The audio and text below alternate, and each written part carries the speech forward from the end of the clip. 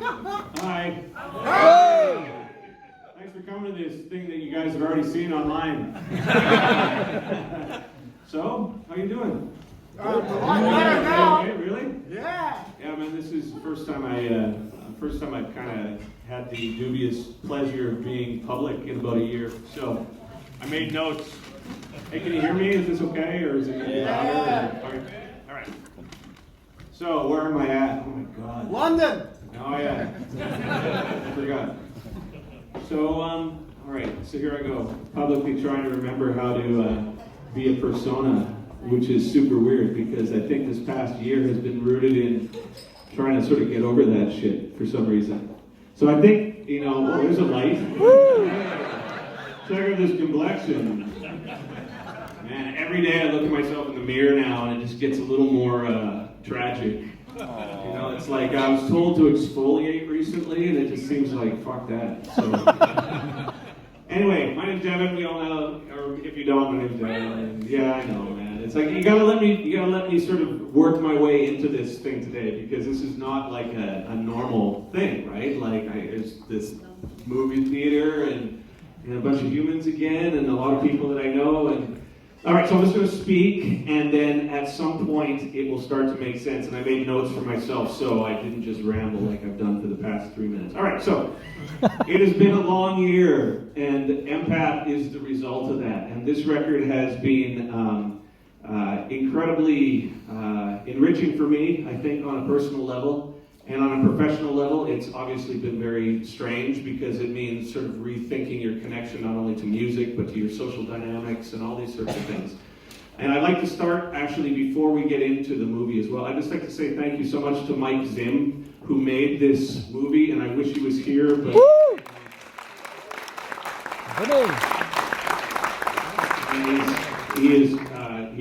Everybody who was involved with the Empath project went through a psychological break at some point. And I remember when it happened to Zim, it was towards the end, he was trying to figure it out, and we were sort of embroiled in the same conversation together and all the things that sort of entailed. And I called him at the end, I was like, dude, with this, the deadline's on Thursday, and he's just like, I'm fucked. I don't know what to do. I don't know how to finish this thing, right? So thanks, Zim. I'd like to thank you guys as well. I mean, I've been doing this for so long and coming to the UK for so long, and the fact that I see so many familiar faces and so many people who have helped me and given me rides, and you know what I mean? And it just means a lot that you guys continue to show up to this. Specifically something like this where I wake up in the morning like, why the fuck would somebody come to this, man? It doesn't make any sense. But I hear the bar's open till 3, so there's that. All right.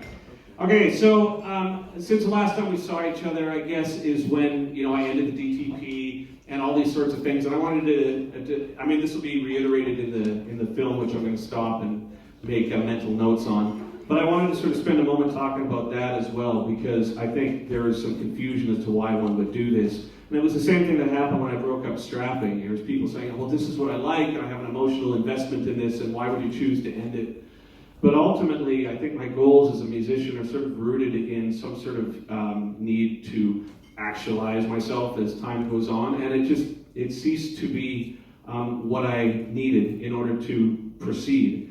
And as one can imagine, that is a very difficult maneuver to make on a personal level, because these are people that you care about, these are your friends and your family, and to let that go was not easy. But I think that the process in which the Empath record was rooted in was one of analyzing not only your motivations creatively, but also on a personal level. And what I ended up finding was 2 things, primarily. One of which is the sense of codependence, that I think I had so much of my self-worth invested in what other people thought of me. You know what I mean? Like, if your band likes you, or if the people who are close to you feel that the decisions you make in life are things that are congruent with their needs, and if it isn't, people get mad at you. And for whatever reason, for my whole career and life in general, I've just been so afraid of upsetting people. Maybe it's like a Canadian thing, right? But it really took sort of getting over that. You gotta fucking get over this shit, because otherwise you're just going to keep repeating these patterns.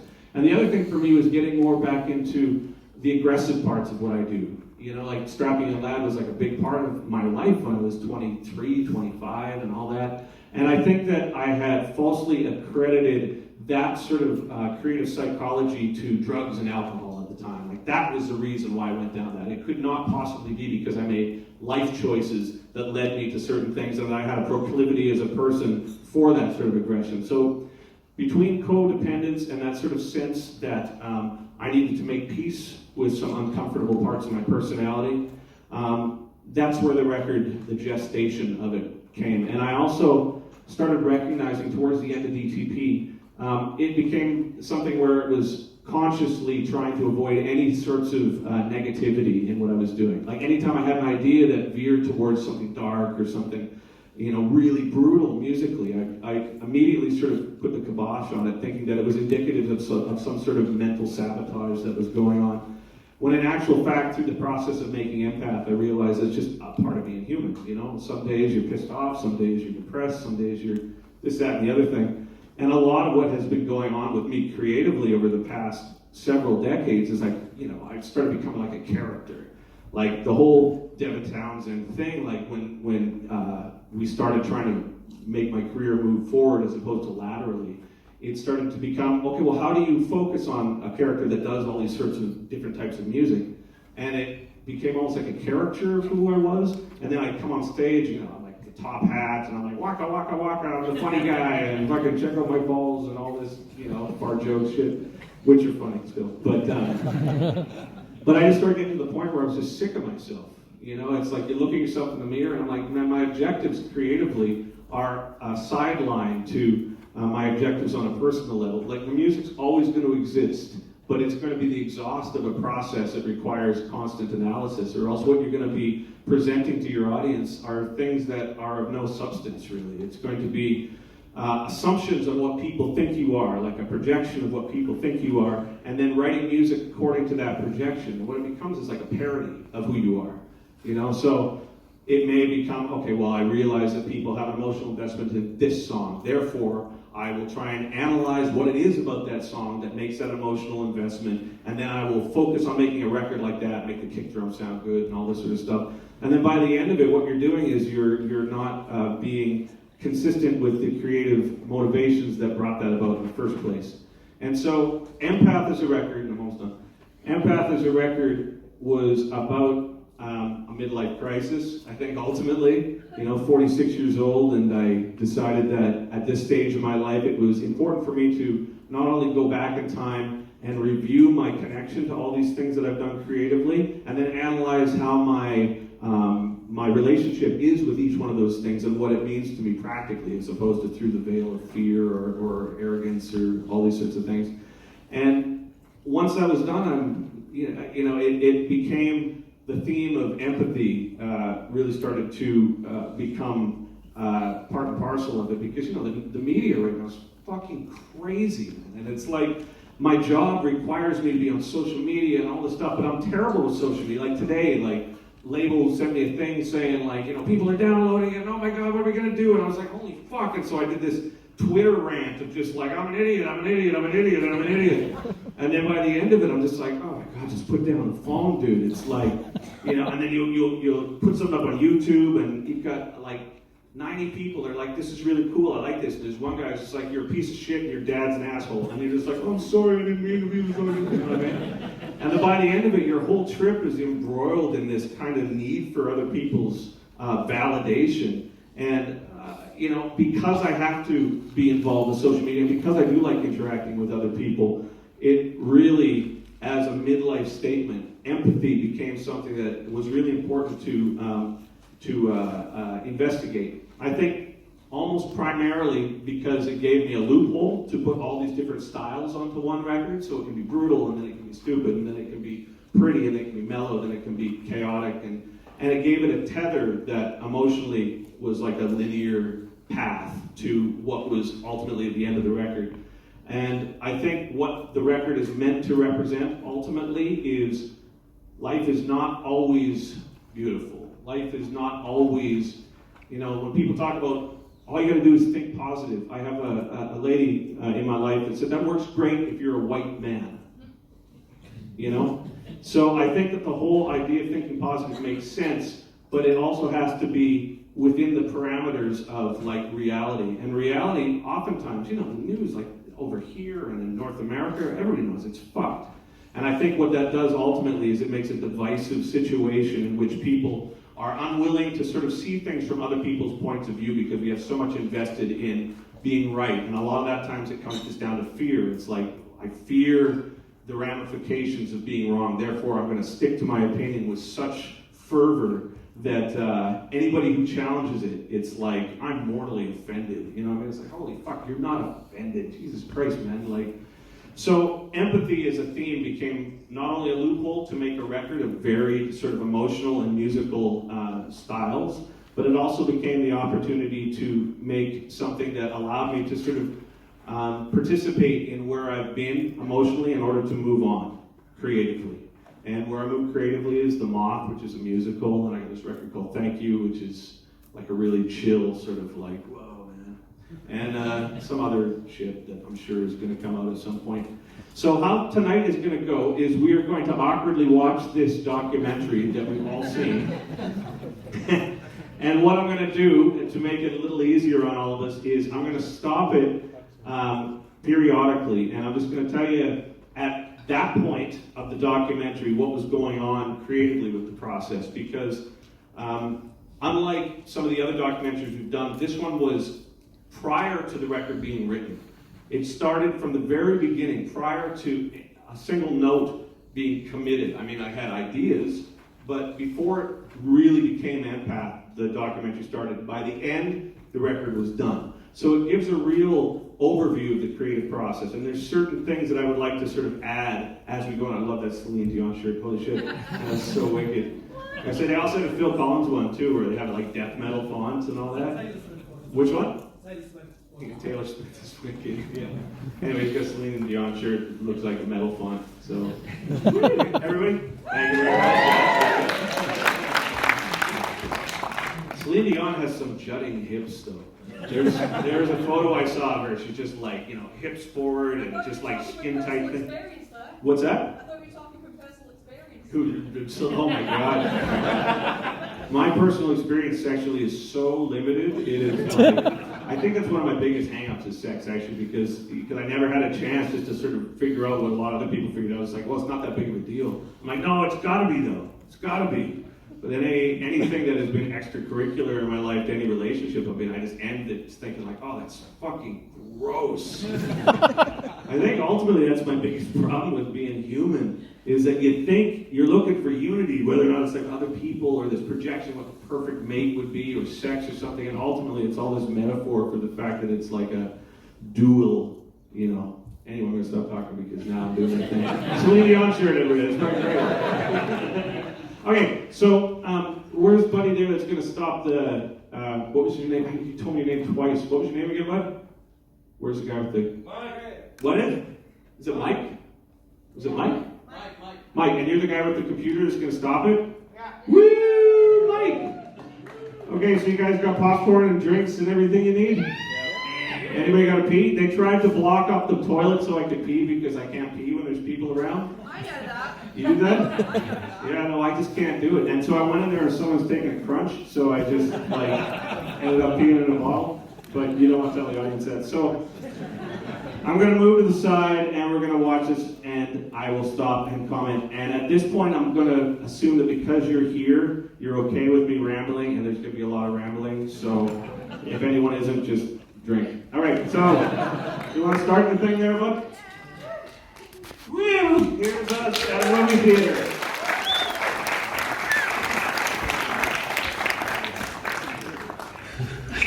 Okay, man. Thanks a lot. I'm sending this to you now. I'll see you soon. All right, so let's stop there. Cheers. Woo! All right, is it stop? Look at that cat, man. What is it with the cats? I'm not sure.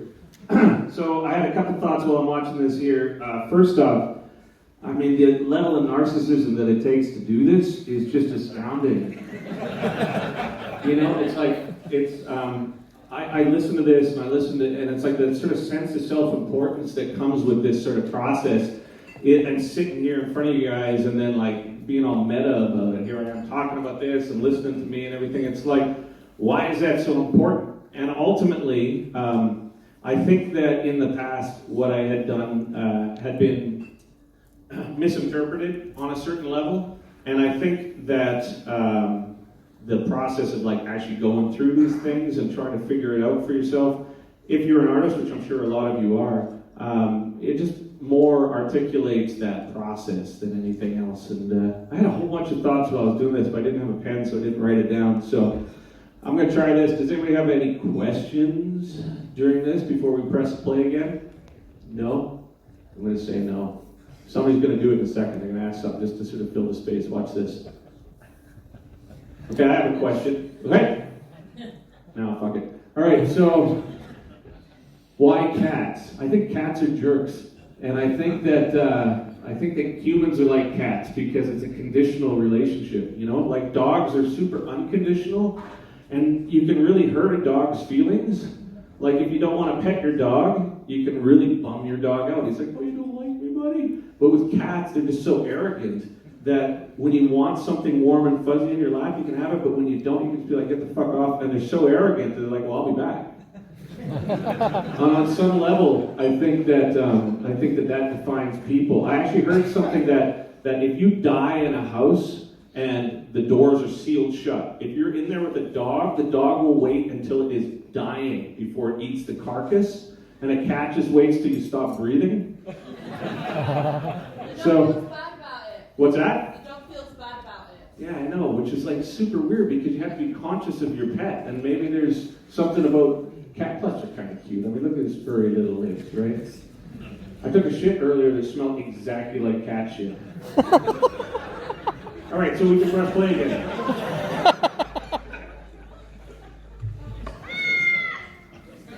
I'll be able to see the photo develop, and I'm hoping that I can stand back and say, oh wow, that is super fucking cool. Wicked. Yeah, man. Right. Oh, shit. Okay, so Fuck. Oh, that button does that. Or by this point in the record, I had written maybe 20 things, and it was really confusing because typically with a record for me, any of them, whether it's Ziltoid or Infinity or Strapping or Epicloud or whatever, there's usually one defining song that amidst a cloud of demos ends up sort of summarizing in some vague way what the overall color of your emotional makeup is at that particular point. And once I have typically stumbled on that song, I can then say, okay, well, there's a definition for it, almost like a template. This is where the record can go from here. But with this one, because it was amidst a lot of change on a personal level and professional level, I just kept writing song after song after song that was different. And I couldn't seem to get any momentum. It was like maybe in the past you'd write that one song, then that would give you an idea for two more, and then you had like a color. And I always see these records as colors, like Ziltoid was purple, and SYL was red, and Infinity was white, and you know, Synkestra was orange, and all these sorts of things. But this record didn't have that, and I was starting to become frustrated because I'm sure, like a lot of you who do creative things, you get to the point where you're like, well, I've lost it. I'm not capable of writing anymore. So that's kind of where this was at this point. So let's continue from here, please, sir. So for this conversation, I'm going to idea of, you know, monsters and animals playing together, right? Who knows? I don't know yet. All right, so, oh, meow, oh wait, this is good. Let that go start. I like the meowy cat sound. I had to try. Yeah.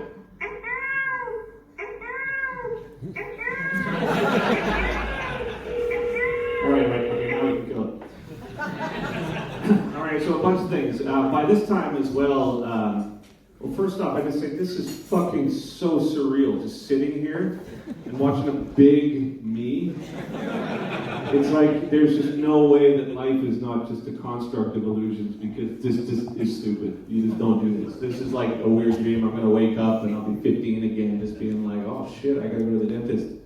And I also realized at this resolution, like how fucked up my skin is, but hell with it. All right, so there's a couple things I started thinking about during this.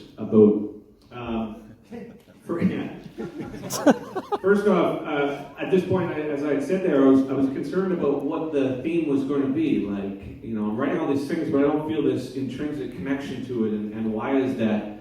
And I started realizing that in light of what we were talking about at the beginning, with the midlife thing, a lot of how your synapses join, I feel, when you're younger is you connect with first-time experiences. Somebody had mentioned the other day, they said no artist should be allowed to record past 4 records because their first 4 records are where all the good stuff lies. And in a certain way, there's not truth to that, but there's like a validity to the emotional extremes that those first 4 records present, not only because you have your lifetime to write them prior, but they're connected to those first-time experiences. The first time someone dies, first time someone's born, first time you get laid, first time you fall in love, first time, these things become really broad strokes of emotion. And then as you get older, your pool of first times become significantly less. I like to joke that, at this point, it's like now I pee sitting down in the middle of the night, where I never used to do that before, but that's like a niche market to write a song about. It's like, I love, and oh my God, there's a death, and now I'm just kind of like, oh, I'm just going to sit here and pee, right? So there's that. So surreal experience, love, hate, pee. These are the notes that I've written down. So when we talk about the monsters and animals, I had done this sort of martyr trip for years where on some level I think I was looking for people to feel sympathy for me for working as much as I did. So I would be ridiculously productive and almost, I could kill myself for it. And then I think subconsciously I'm looking for people to feel sorry for me. I'm like, oh, I'm working so hard, and oh, I can never get a chance to go on vacation, and oh, I never sleep, and all this sort of shit. And most of my friends are just like, oh yeah? It wasn't like, oh, Dev, yeah, man, you're doing a great job. You're going to pet your head and tell you everything's cool. My good friends, I've got a lot of good friends that have been in my life for like 30 years, and it's like, what the fuck are you doing that for, man? And so finally I went to a point where I was like, I'm going to go on vacation. We did this Prague cruise a couple years back where, a bunch of progressive bands go on a cruise ship, and I had a room with like a view, and I was just like, I can get into this, man. It's like coffee everywhere, and I just sit here in a pair of pajamas. This is shit hot. So I remember telling my family, I'm like, we're gonna go on a cruise. And so I took them on this Walt Disney cruise where you go down to like, Goofy gives you a coffee and, gives you a hand job, and it's like perfect day, basically. But it was so strange because 2 things. First off, I remember the first day sitting out on the balcony and saying, Dev, this is brilliant. If you fucking write a record about this, then all bets are off, man. Don't write a record about this. Anyway, Empath. So one thing that I recognized when I was out there was just the things that prevented me not only from creatively not doing certain things. Like for the longest time, I had just told myself that you couldn't put death metal followed by musical theater followed by something quiet. It just seemed to be off the table. And it wasn't until this process that I recognized that a lot of these creative parameters that I was putting on myself were imposed by my own prejudices, I think. And while I was there, I just had these moments of clarity, in a sense, where I'm like, it's okay to take care of yourself. It's okay to foster a sense of self-care that allows you to legitimately enjoy this experience. And it crested by, I went upstairs, it was like midnight, and I was just walking my own. It was beautiful temperature and everything, and all the land whales that were spending time with the martinis in the sauna were all in bed, and I guess there was some pretty horrible people in that thing, and I was proud to be one of them. And I walked past the ice cream stand, and this guy looked at me and he said, "You look like you could use an ice cream." And I started crying. I was like, I couldn't use an ice cream. And I got a banana ice cream. I'm choking up even thinking about it. I'm licking it, and I'm like, this is good. And I went back down to the room, and my family's there, and I'm like, hey, give me ice cream. And they're looking at me like I'm wearing their sweater. They're just like, you all right, man? And I'm like, oh, I'm fine. But I think ultimately, the whole process, and going back to the first little intermission there where I was trying to figure out what the motivation for like presenting something that's intrinsically as selfish as this whole thing is because ultimately I think we're all the same and we share a lot of these same neuroses. So hopefully through my ice cream, there will be some piece of music that will be slick as shit. And the last thing I'll say before we move on is at this point of the process, I had written the song Genesis. And it was the first one that came out on YouTube, and it acts sort of as an overture in a sense because it presents all these disparate elements, and it was very important for me to make that video to sort of show that the idea of this music was to paint these sort of internal pictures as to what the music was doing. So let's move on.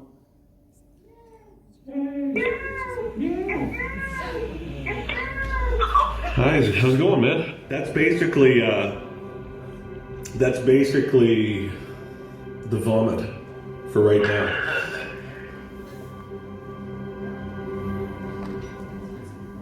All right, woo! All right, so, hey, all right, so let's keep going here. So, my thoughts while watching this as well. First thought is, in the last break, I had mentioned something about my skin, and then I realized that that's actually still indicative of this problem, because that sort of self-deprecation thing becomes like a weird kind of defense mechanism. So I fucking love my skin, man. It is some good skin.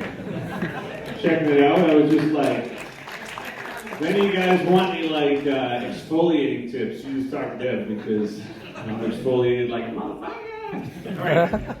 Another thought that I had was, this record cost a fortune, and but I always wanted to do it this way. I've always the idea of using 3 drummers, some people think it's excessive, but I think my ideas for this was to try and eliminate some of the stress that comes with teaching one guy something that's out of his comfort zone. So just spending the money and getting 3 people made the process that much more efficient. I wanted a real orchestra. I wanted a real choir. And I think that if I hadn't taken the opportunity to do it now and spend the money on it, it's one of these things that you would have, could have, should have, right? The choir, people have talked to me about, you use choir all the time now. At one point it wasn't so much, but I gotta tell you, I fucking hate singing. I hate singing. And I have since the beginning. I remember when I first used to audition singers, I was just like, oh, fuck these people, they're just douchebags. And then you realize that you have to become that douche on some level. And the psychology that singing brings into your creative forefront is one that brings a lot of this sort of neurosis, because it's such a fragile instrument, and some days it works and some days it doesn't, and it's sort of unpredictable. In order to be a singer of some sort of emotional authenticity, you've got to rend yourself for the public, and if you're sort of fundamentally insular, or like an ambivert, is the term that I recently started really liking, the idea of being like, this is me, it sucks. So I keep using, like Annie or Che or the choirs, and it gives me sort of at this point at least, it gives me some sort of buffer against that sort of insecurity. And then Lords of the Sound, this is the last thing, there's 2 more things. Lords of the Sound, the orchestra, I beat them up really hard, and I feel bad about it, because I think a lot of times people think that if you do heavy music, or if you do this sort of thing, that you don't have an idea of what it is that you want. Specifically, if like me, you don't have theoretical knowledge. I work in terms of like, well, I want this to sound like a cat. I want this to sound like a butterfly jumping off of leaves and everything. And people are like, all right, dude, it's going to be something like this. I'm like, no, actually that's flat, and that's sharp, and that's coming in early, and that's coming in late. And so a lot of times it has become a problem. That's why actually Keneally really helped me on this, because he's able to translate my sort of that into something that's kind of there, right? The last thing I'll say is, at this point, I had written the song Why, which is really like a musical theater type of thing. And so, although I know I really wanted to keep that song, the record, the juxtaposition between a song like Why and Genesis was so large that still, at this point, I'm like, well, this is clearly 2 records. And I had claimed in interviews by this point that I had 4 records that I was working on. Ultimately, those 4 records all ended up being Empath. So, onward, good sir, of the button-pressing variety. All right, so we can stop it again. All right, so is this on? Is this on? All right. Okay, so a couple things. So, that's right. So Mono Valley, what a great studio, man. That was like a weird little commune. It was. Have you been there? Anybody been there? I'm from that. Isn't it awesome? Yeah. It's like the staff was great. It's like it was really insular, and I loved it. And the work that we had done, or I had done prior to getting to Mono Valley, I sat with everybody, with Mike and Anoop and Sam and Morgan and everything, and I'd gone through the parts, and because everybody was so self-contained and so enthused about the project and the environment there, everybody had their own room. We made a room for bass, and honestly, the whole time I just watched Rick and Morty. That's all it was. And everybody else was working, and I would just show up in a room, and they'd be like, awesome food, and I'd be like, oh, great. And I'd go in, and Anoop and Nolly had done this, and I was like, oh, that's great. And Sam comes in and rages death metal, and I'm like, great. And I just honestly just jammed in the living room and just played watched Rick and Morty. It was great. Every now and then I had to do some work, but other than that, it was, all sorts of Morty. All right. So when I first started, because on Transcendence I worked with Nolly, and him and I mixed it together, and I liked that because I didn't have to think that much. And this time I was hoping that the same thing would happen again, but it didn't end up working that way. So Nolly tracked all the drums, and his rough tracks of the drums were so great that I came back to Bath in November, and we mixed the whole record, and then on the flight home I realized it wasn't right. And it wasn't because of his work, it's just something that has this depth of sort of personal connection to it, and something that is rooted in trying to sort of get over these stumbling blocks creatively and make that process known to the audience. You can't not do this yourself. And I wanted to mix it differently. I wanted it to be quieter. I didn't want the mastering to be loud. I wanted to have the depth so that all these 700 tracks worth of crap that I'm putting in there on some level are available for the audience to hear. So I spent my entire Christmas break remixing the record, and it was very difficult. By the time we got to this point, obviously the music had been written. I gave each drummer probably 8 songs more than we needed, but I just wanted to have the options, because as anybody who makes a record knows, as you're putting together the order of the album, sometimes things that make sense conceptually just don't work in terms of what it makes you feel emotionally. And there was a song that ended up on the bonus disc called King that I really liked, but when I had it on the main disc, it made the effect of the main disc sadistic, because it's already verging on traumatizing by the time you finish the record. You're just like, holy shit, man, it's like this onslaught of stuff. And King pushed it over the edge, so the reasons why we tracked all these different songs with the drummers became obvious, because it gave us the option to sort of shuffle it at the end. What else do I have mixed here? Demos were all pre-recorded, so when the drummers play, they're playing to final tracks, like all my guitars are already recorded, my vocals are already recorded, so you'll hear in the demos it sounds like the whole album when they're tracking to it, and that's kind of what I wanted. And so by the end, I just had Nolly do a submix of the drums, and so all the drums on the record are just Nolly's mix. I just said, just send me a stereo file and then send me the stems of the kick and snare, and I'll just throw that into my mix. So I didn't actually have to mix the drums, I got to use his sound. The other thing is the bathroom here smells like piss, so when I'm sitting here, it's like every time the door opens, I get this wad of piss. Let's see. And I played some of the bass on the record, so Nathan and I played certain parts. I love the bass so much, and he played all the difficult parts, and I played some of the knuckle dragging stuff. All right, so next part, please. You guys still okay? We all right? Yeah. Hello.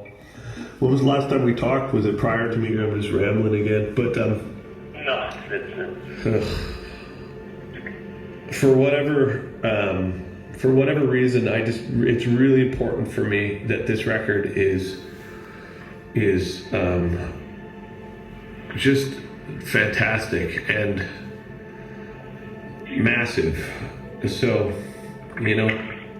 I'm just working towards that goal and then letting it go at the end of the night. I go to bed at like 9:30 at night now. Yeah.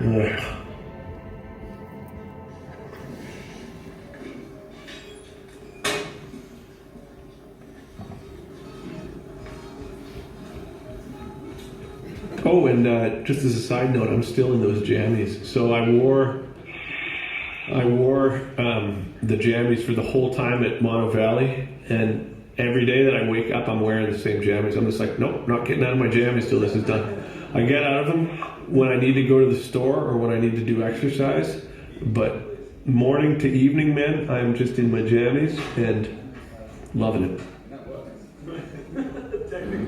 All right, I'm bored of myself now. All right, so let's pause it. We only got one more to go, which is great. Because, yeah, I think I've said the same thing. No, we're going to keep going. It's going to be great. Bars open till 3, ladies and gentlemen. So since we were doing this, I texted Morgan a bunch of pictures of you guys and pictures of him up on the screen because he's doing a drum clinic tonight and he was talking about something. And so that's all I have to say about this one because I got lost on this one. I was just like, oh, we already talked about this stuff. So, yeah. Now we're going to finish it because there is my attention span like laid bare in front of you. I totally zoned out on that episode. All right, last one. Let's do this. Oh shit! There's 2 more. I'm gonna go pee. I'm gonna pee. You guys keep watching. This entire creative process, I think it's kind of unique. Anyway, how you doing, man? You okay? I'll stop the recording now. That was actually it. I didn't realize. All right. Well, thank you, guys.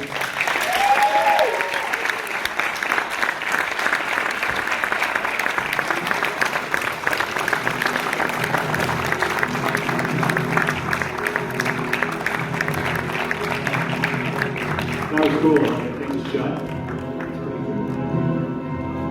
And then it fades out, and then it's over. All right. So.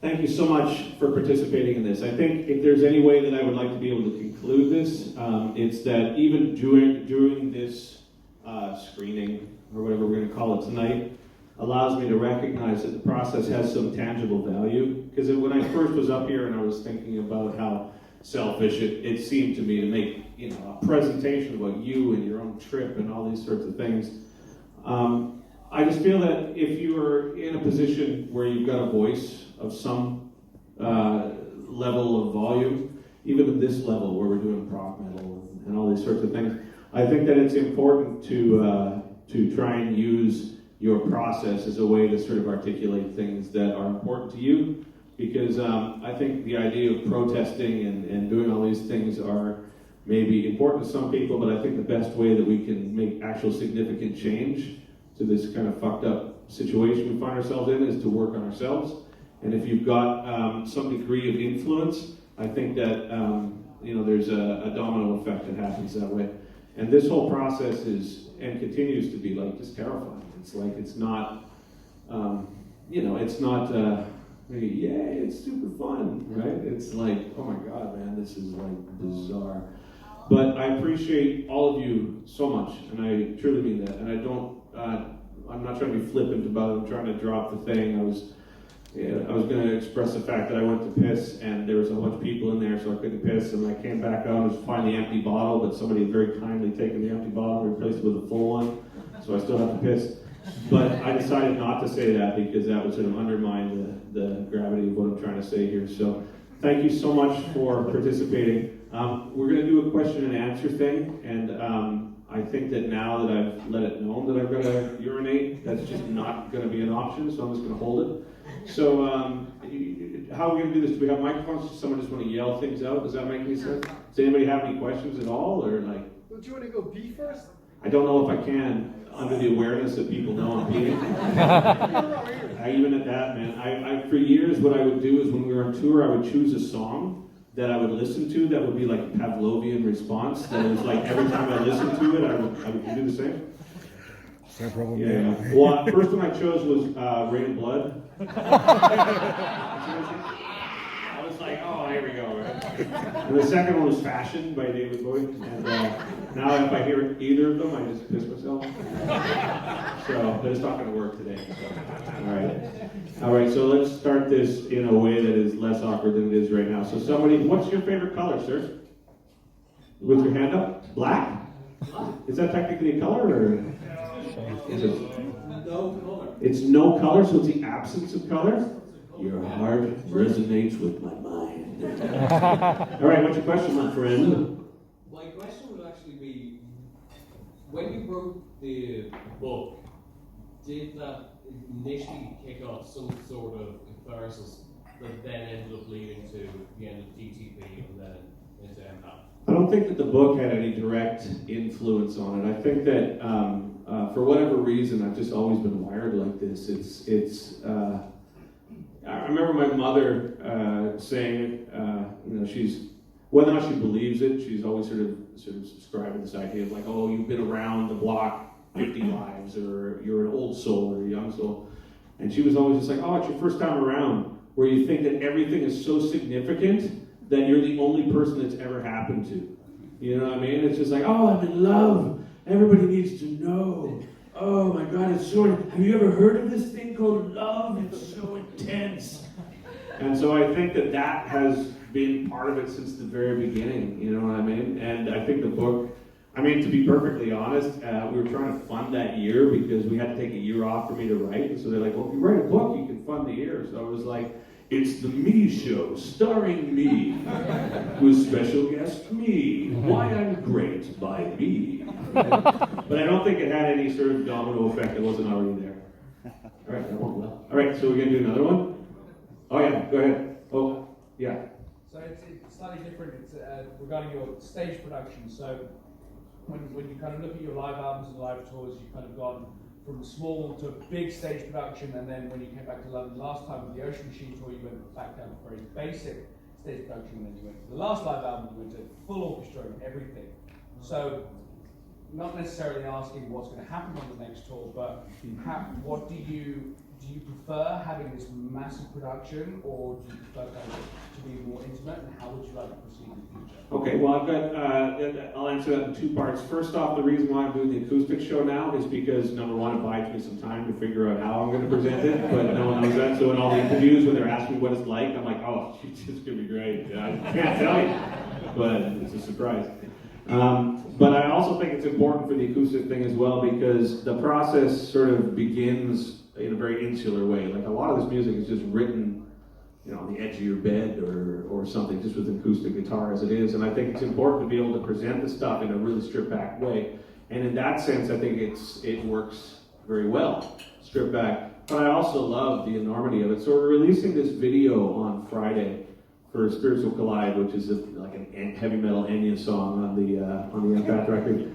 And we had a limited budget, and I had this idea that was going to cost like millions of dollars, right? So it turned out pretty good, but I was like, I want to make a video that has like a fantasy of some kid that he wants to be in a band, but his fantasy is there's 1 billion people in the audience, and the drums are played by elephants, and there's a gorilla playing the bass, and it's like the speakers are these like orbiting moons that are just made up of speakers, and it's like 1 billion people, and it's like, it's so cheesy, man. It's fucking awesome.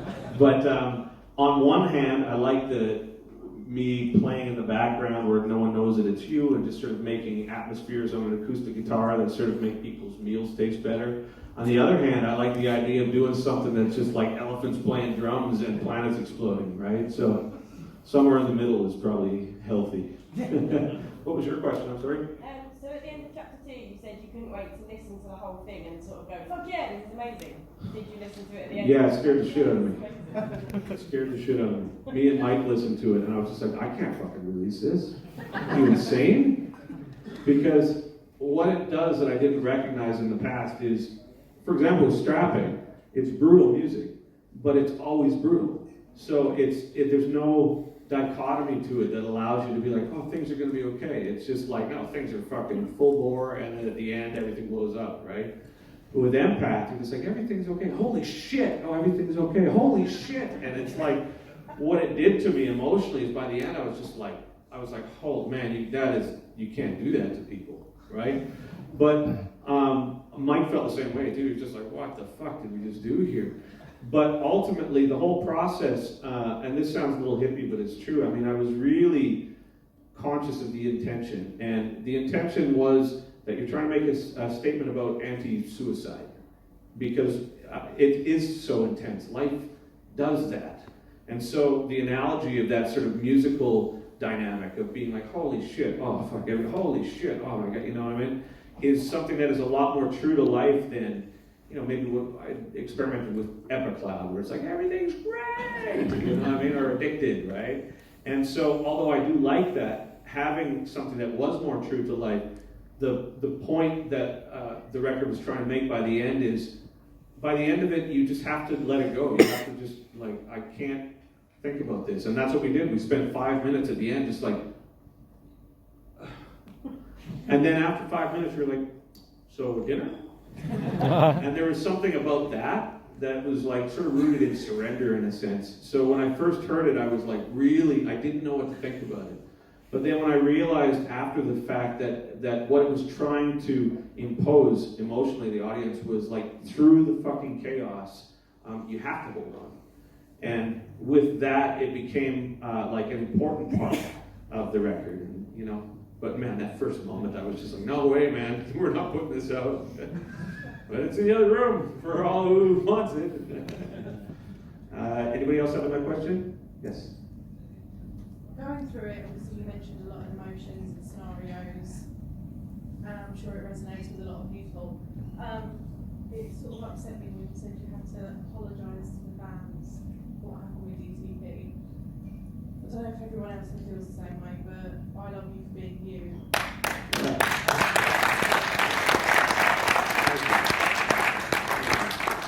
Being true to who you are. So my question is, are you happy with Empath and the way it's gone, and how your midlife crisis is now sort of taking a break?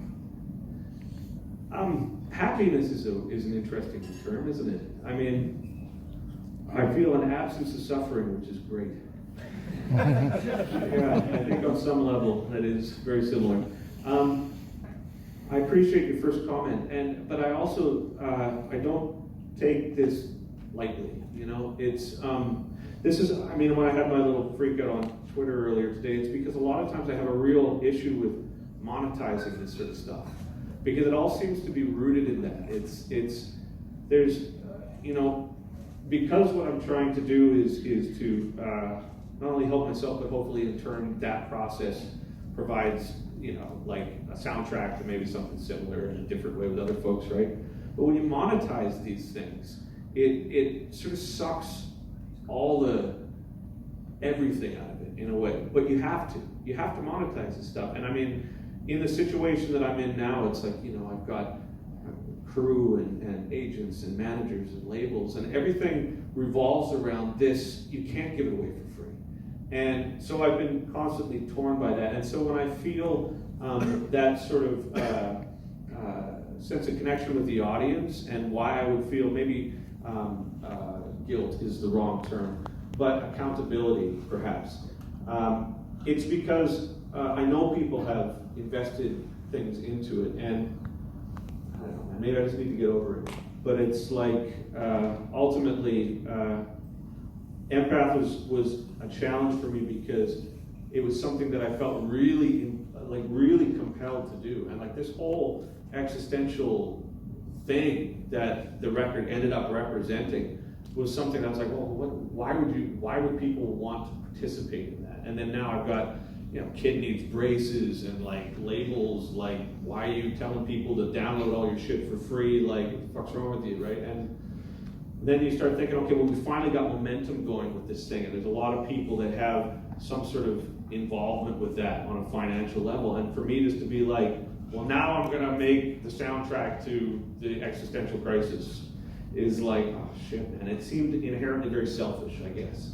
So maybe that was part of it, but actually being present with you guys tonight and actually having done a bunch of interviews recently, I realized that, you know, thankfully people are more like me than I had anticipated, I guess. But thank you, it's very kind. Yes?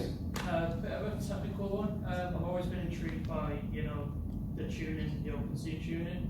Have you ever wrote a song, then got to do the vocal of them?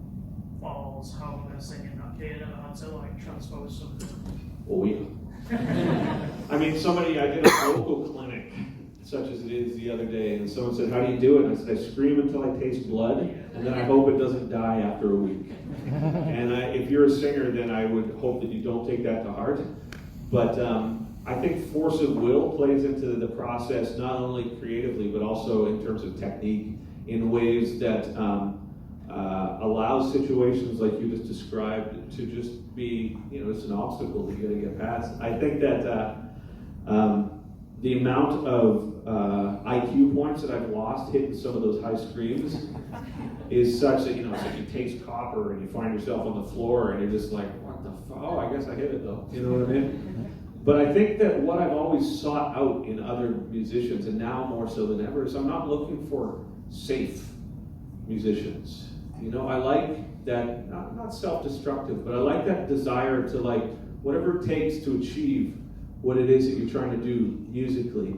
It's less about the parameters and the obstacles, like, whether or not the tuning is going to work, and more about whether or not you're just going to suck it up and take a deep enough breath, right? So again, I don't know if I can recommend that either, but we're working through it. Any other questions? Yes, sir? You seem to have quite a clear purpose for the album. Where did you get at what point did you get the scale of it in terms of like orchestras and choirs? Did it come with a vision or after the songs? I think the easiest way for me to describe that is to say that the way I approach any record is from what I call a vision-based procedure, in that I will have a moment of emotional significance in whichever way that presents itself. Maybe you're present in someone being born or a death, or as simple as you're sitting in the backyard and you see the sky and it's like, holy shit, like that's very big, right? I think those sorts of moments burn themselves into your DNA in such a way that it creates an emotional response. And then the artistic process is about following your intuition to remove everything from a period of time that isn't that. And when that happens, it defines itself subconsciously. And I have often said that I don't think artists are responsible for music. I think we are responsible for, through our biases and through our, whatever it is that we've become as an individual, we're able to articulate those moments that resonate with something that is actually true in ways that other people can say, oh, by listening to that, I recognize this emotion. And each one of those emotional moments presents unique information in a certain way. And sometimes it's a subtle thing. Like with Casualties of Cool, I remember there's a song called Pure on there that was the way that you had to keep taking things away. It wasn't an addition, it was you keep taking it away. And then by the time you sort of scramble in the dark by removing elements, you're like, okay, now when I listen back to this, it resonates with that initial moment. And then with more like Empath, I remember there's a part of the song Singularity, I think it's called I Am I. And it's enormous, it's ridiculous. And the idea with that is it can't be big enough. And taking away that one, it gives me goosebumps thinking about it. Taking away the one snare hit, it's like, rejoice and fill your hearts with love. And it's like I had this guy with death metal voice, just and then it stops and the echo, and it was like, oh, now we need bigger orchestra. Oh, now we need more choir. Now we need fucking more guitar. Now we need more synths. And it couldn't be big enough. And then finally got to the point where I was like, okay, we can't make it any bigger, right? And that was not because it was an intention, as we had maybe discussed in the beginning of your question, but more because you're just going on feel. And I think that that's why I can very rarely claim ownership to what I do musically, because it's based in something that is beyond me. And it's the same thing that all artists tap into. It's like, when you're making a sculpture or something, you just remove everything that isn't the, marble cock or whatever it is that you're planning to make, right? Another question, I'll see if there's anyone, yes, in the back? Yes, you that looked backwards and then now we're looking. Yeah, that's right. You spoke quite a bit about having feeling a lot of remorse about the TTP project kind of finished. And have you made peace with that yet? And have you come to terms with is Empath the true representation of Empath? Empath is just a stopgap. Empath is what I needed to review in terms of my past in order to move forward to who I am. I mean, it doesn't reinvent the wheel, but it very much goes through the back catalog and represents it in a new way. And that's more about analyzing my relationship with the past, because I think I spent a lot of time, as most of us do, conveniently ignoring things about our past that resonate with things. Oh, I don't want to go there. I don't want to go there. I don't want to go there. So consciously, this record was about looking back at Strapping and Terria and Infinity and Alien and the Hummer and all the Ziltoid, and just It's like, okay, well, why did that exist? Somebody, I did an interview the other day, someone was talking about Ziltoid, and they're like, why did you make that? You know, it's a ridiculous thing, it's silly. And I'm like, no, it wasn't actually supposed to be silly. It was like, at that time, my life was surrounded by Teletubbies and babies and, you know, Booba and all this shit. And like, I didn't want to scare the kid, but I was also like uncomfortable with my past. So the best way for that to sort of manifest itself was for Ziltoid to become this almost like an analogy for a part of me that I could objectively look at, right? And I think that when you think about making peace with DTP, yes, I have.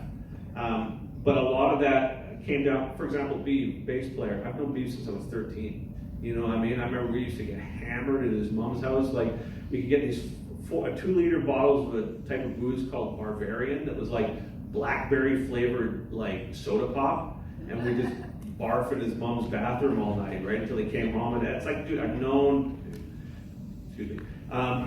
Beef since I was a kid, and all of a sudden saying like, hey man, I need something else. It was like really hard. Fortunately, him and I are now in great places. It's much easier now, because now we can talk again. We're just like, oh shit, we don't have to play that thing where I have to like, dude, just please practice. You know? He's like, dude, I like Kiss. I don't know why you're writing all this shit. But I think that it's like that process is also healthy, because you also are able to analyze your relationship with that in a way, right? Thank you. I'm going to go here for a second. Yeah, go ahead. Hey, I wonder if you could tell us a bit about how Chad Kruger came to be involved on this record. Sure. So that was a divisive thing. I remember, so those of you who don't know, I'm sure most of you do, Chad from Nickelback is on the record, and he's a buddy of mine, and it's like, people do not like that band, man. So I'll give you the backstory, because it gives me an opportunity to articulate it in a way that I think is important to this record. So I'm very fortunate to make a living doing what I do. You know, a lot of times labels says, why are you public about your finances and all this stuff? I mean, it just doesn't matter. I don't understand money particularly much. I would love to get to the point, you know, where the goal has been like, so you don't have to say no to the guacamole. That's, you know, it's like you want to give me an extra $1. I'm like, bring it, you know what I mean? But I think that there's this subconscious thought with a lot of us that money brings freedom. Like, if only I had $200 million, then all my problems would be gone, right? And in the beginning of this process, when I was trying to figure out where I was going creatively, there was a part of me that's just tired, and I'm like, fuck, I just wish maybe I should just make a pop record. Maybe I should just sort of make a record that's like, take the thing that made Ocean Machine popular, like we talked about earlier, and just distill it into a 3.5-minute long song, and make the album nondescript, like the artwork, so it doesn't imply anything like the Black Album, or, you know, and really think about that formula.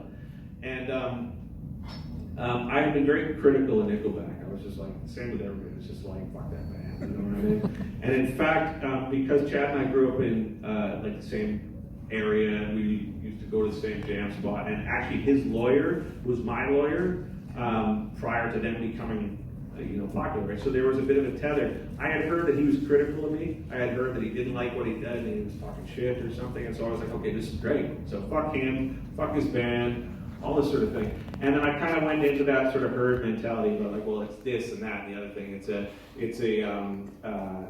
premeditated, formulaic sort of thing. Anyway, I saw them play live at a festival, and I was like, wow, they're really good. It's like, whether or not I like the music, they're really good. It's like he's in tune, the mix is killer, that's a good, explosions. I was like, it's really cool. And I was like, yeah, well, fuck it. You know what I mean? Then they put out a record. My friend engineered on the record, and he put it out, and I was like, that's a good song. So I wrote on Twitter, I like the new Nickelback song. And the ensuing shitstorm, like people like, fuck you, I will never listen to your music again. How dare you like something I don't like? Go fuck yourself, you fucking Canadian prick. And I was like, holy crap. Right? That's right. You were articulate, and I appreciate it. So the next day, I got a text from Chad. I never met the guy, and he's like, hey, thanks for saying nice things about my band. And I was like, well, to be clear, I haven't always said nice things about your band, but I heard that you had said nice things about me, and it was kind of petty in a way. And then we started talking, and I realized that, we have certain things in common, we're the same age, you know what I mean? And so he said, when you come back to Vancouver, give me a call, we'll go for coffee. And so I came back, and gave him a call. He said, well, come over to my house. and we'll just hang out for the day, right?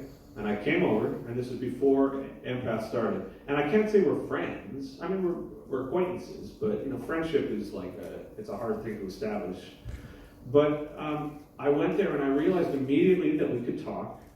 And immediately I also recognized that he's very, very brilliant. And he was like a great resource for me, because at the level that I'm at creatively right now, there's a lot of things that not a lot of people can relate to. Like we play Hellfest or something. There's 100,000 people. It's like, even though there's a lot of bands that do that within this sort of heavy scene, you can't just sort of walk around at people and say, hey, this kind of fucked my head up. I played in front of all these people, my voice was shit, and I didn't know what to do, and there's a financial thing going on with the band that I don't know that. But to have somebody who's had success beyond where you and I will ever be was great, because it was a resource. He was like, oh, okay, well, this, and this. I was like, oh, shit. Okay, well, what about this? He's like, oh, this, and this. And I was like, because there was no competition between us, it became this really interesting way for me to sort of vent. And part of what I was venting with him was I said, well, look, man, if I'm being perfectly honest with you, I'm tired. And I've done 25 records, and now I feel like maybe you could just help me. I'll just make a pop record, and maybe I could make a couple $100,000 or something like this. And he had a couple drinks, which is great. And he was, buzzed enough that he just said what he was feeling. He was like, well, I think a lot of the things that people don't recognize about what he does is that the reason he's had success doing it is because he's not being something other than he is. Like, he writes that stuff, and he was playing me his demos, and he's tearing up about it. I was like, oh, you do the same thing I do. It's just what his personality, he grew up playing in bars, he grew up, with his brother and all this stuff. In Alberta, sort of like a real, blue-collar town and all that stuff. But by him just being who he is and resisting all the people telling him to go fuck himself, he's ended up being a success doing that. And his advice to me was very much rooted in, why would you want to be something other than what you are? And I just realized that through that conversation, it wasn't even like a sagely fatherly advice. It was just listening to somebody speak who had that success. Made me realize that a lot of my hang-ups with him was I was jealous, in a sense, because here's a guy that's had tons of success. And I'm thinking, oh God, what am I going to do for money? What am I going to do for this and that and the other thing? And it was really an interesting scenario to recognize within somebody whose work was so divisive, a very similar creative process. And it made me think, well, what am I doing? Why would I not make something like Empath? Why would I not just be true to whatever it is, even if it results in something that may seem embarrassing on the surface or whatever? Because if a guy like that can take the amount of shit that he has taken, I mean, this is like small potatoes, right? So I had him sing on a death metal song, and he said yes, and I think it's great. So he sings on the song "Hear Me," which is really heavy, right? So, but I think it goes to show that your preconceived notions of what people are or are not often has a lot to do with your perspective, right? Because you don't know people, and I think it's very important. It was important for me. Any other questions? Yes, sir. Quick question.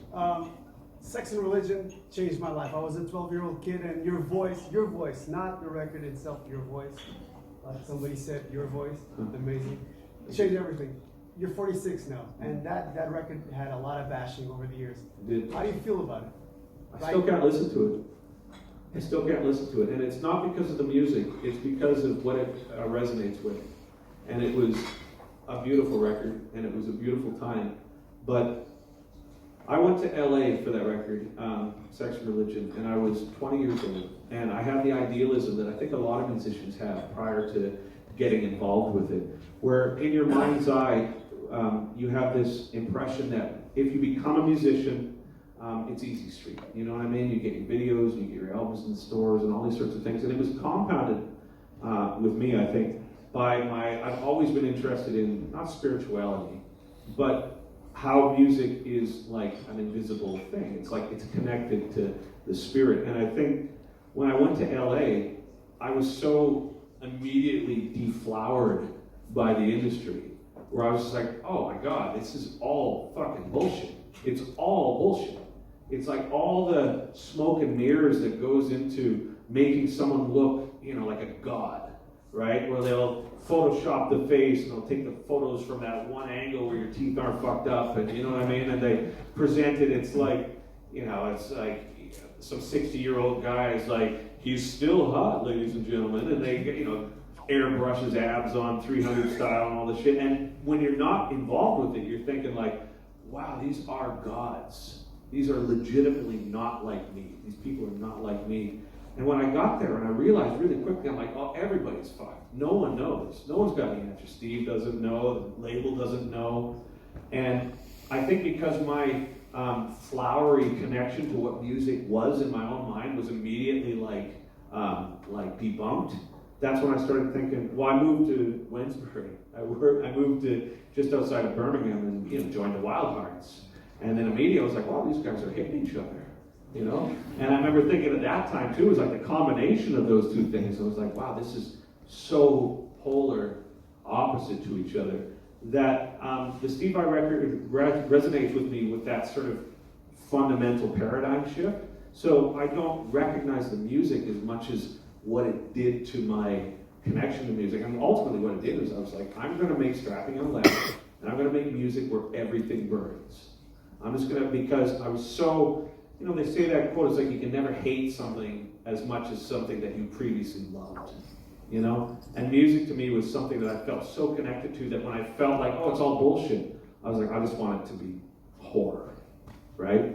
So the music and the album, the experience was a huge thing to me, and the music on it and the performances are all things I'm incredibly proud of, but I can't listen to it not because of the music, but because of what it represents to my life.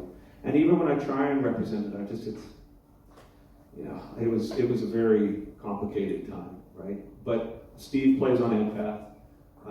You sang the hero. He's one of my best friends in the world, you know, and he's done so much for me. Without Steve, I would not have done any of this.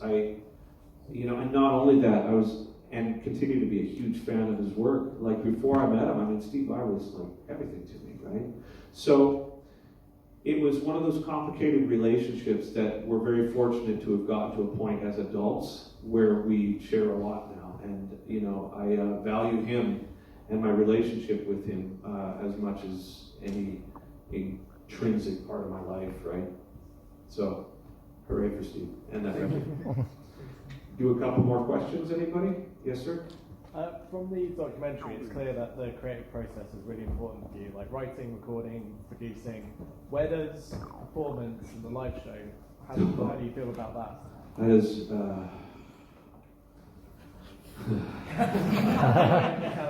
I would be fine and never do it again. And it's not that I dislike performing, it's just, let me think about this. I know. Hi, buddy.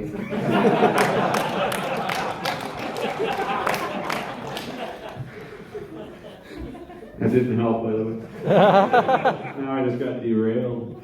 And now I'm in full awareness of my need to pee again. That's how easily distracted I am, man. It fucking sucks. But I love him. He's a great asshole. What do I feel about performing? I feel like performing is like a type of anxiety, a low-humming anxiety that is just, it colors my world in a way that it's like, oh God. I like talking. Talking is cool. Like this, I didn't feel stressed about it all today. But just to know that I have to sing sucks. Fucking hate it. And it's like, I gotta sing in 2 days. I've got a month of me on stage with an acoustic guitar trying to... And it is great, because it's people, and I really do care about the audience, but I'm so like, oh my God, I'm so conflicted about performing, man. It's great. Every day's a gift. Can't wait. See you on tour.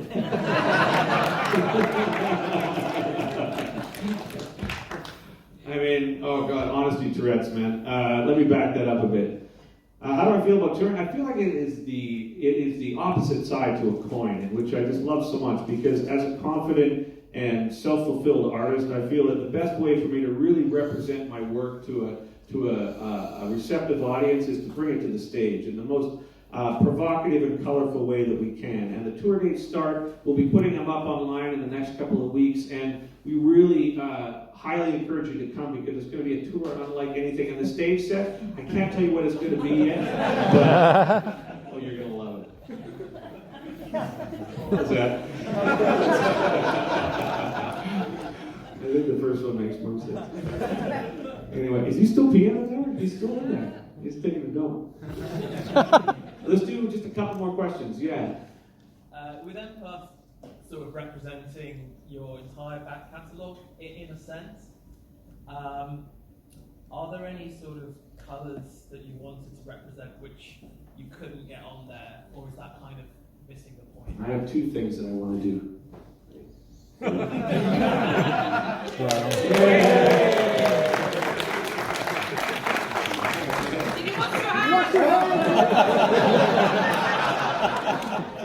Didn't actually like it because it was a little moist.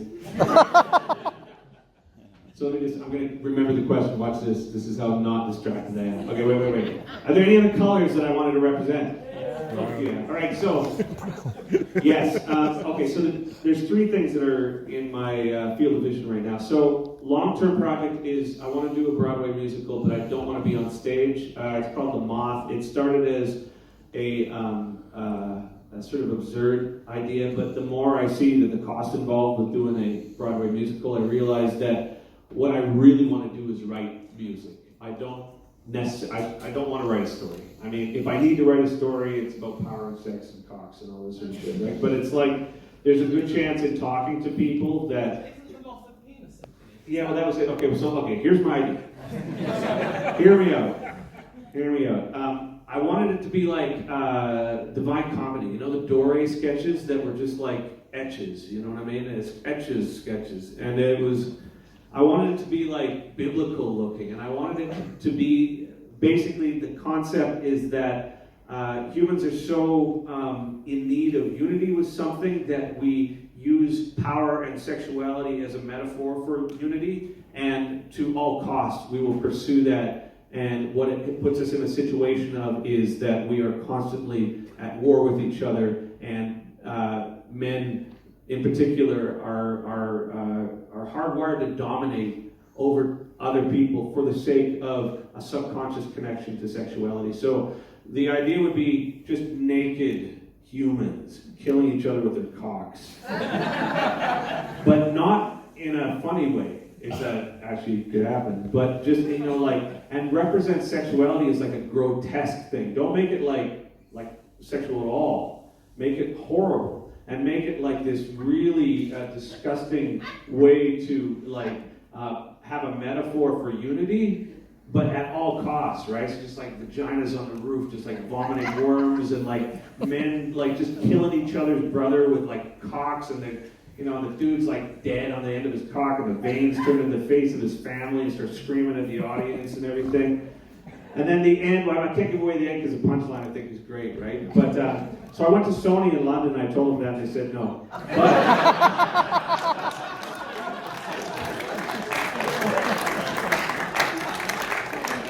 But what we did say is you can write the music or something like that, and we can start to consider putting it together with somebody who actually has a story that doesn't talks. But to me, that is this sort of long-term thing, because in order to make that happen, it can't just be me.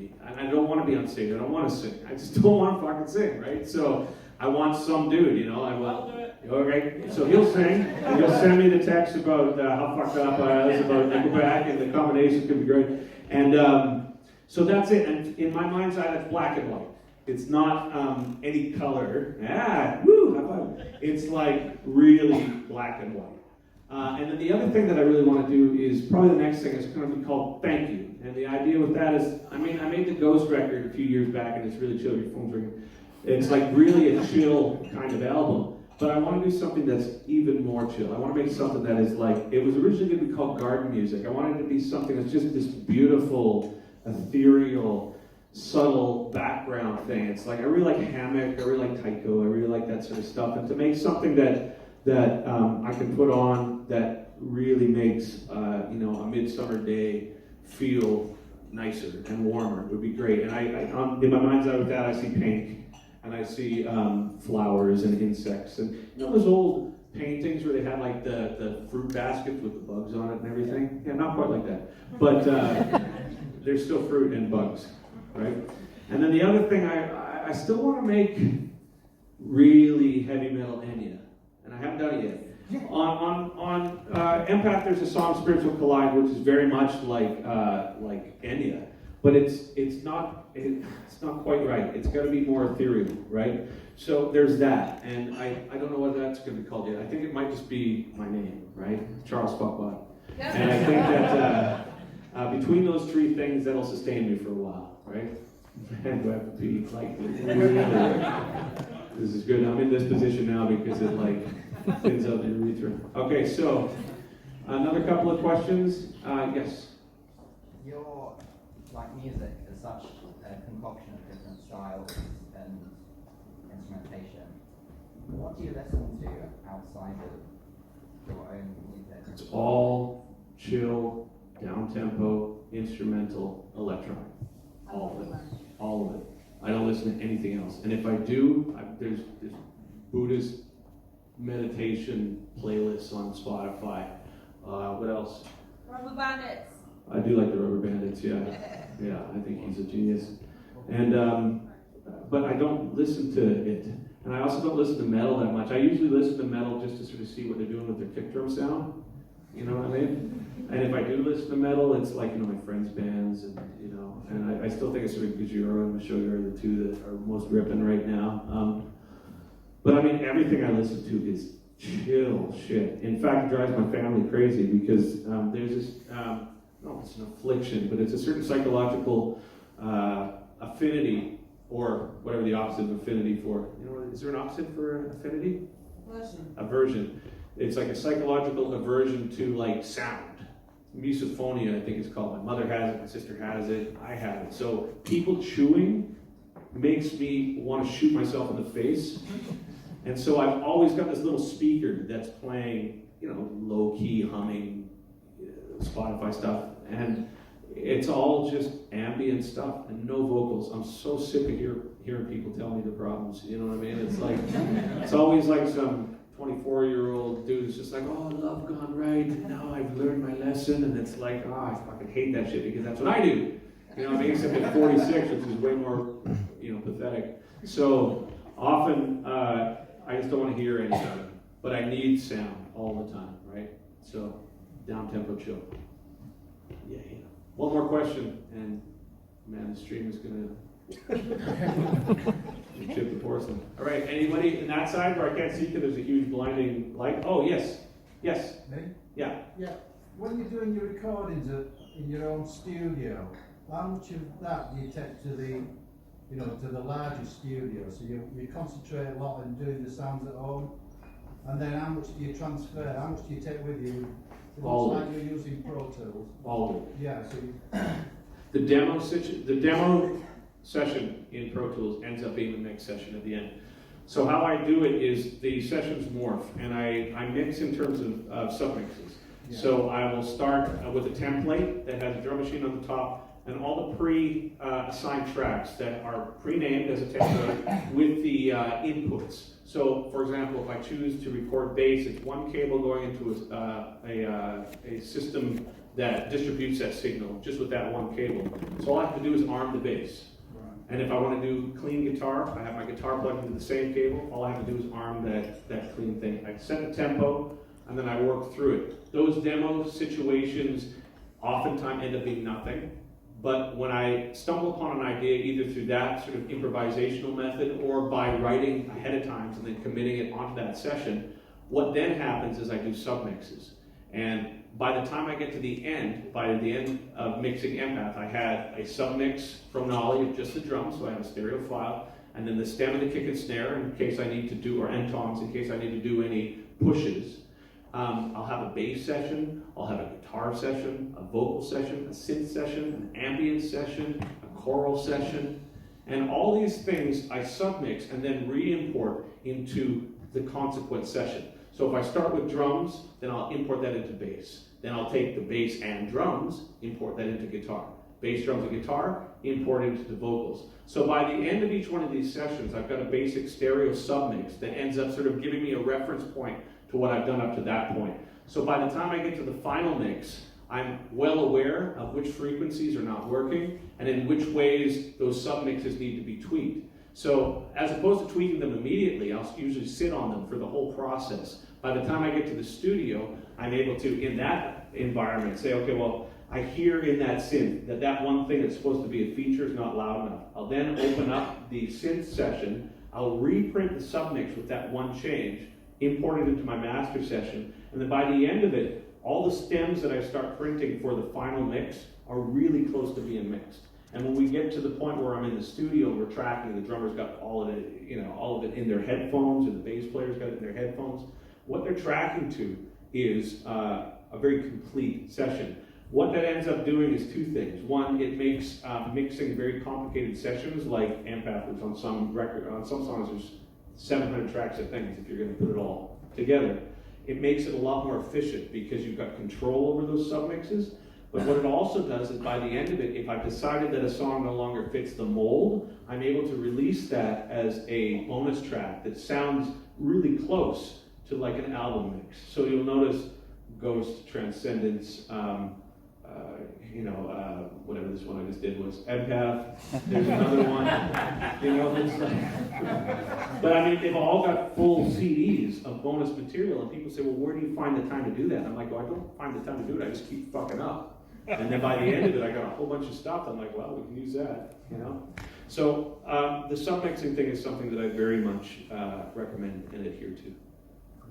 Guys, again, I sound like a broken record. It means so much to me that you make the effort to come tonight. Thank you so much to everybody who keeps coming and supporting these things. Thank you so much.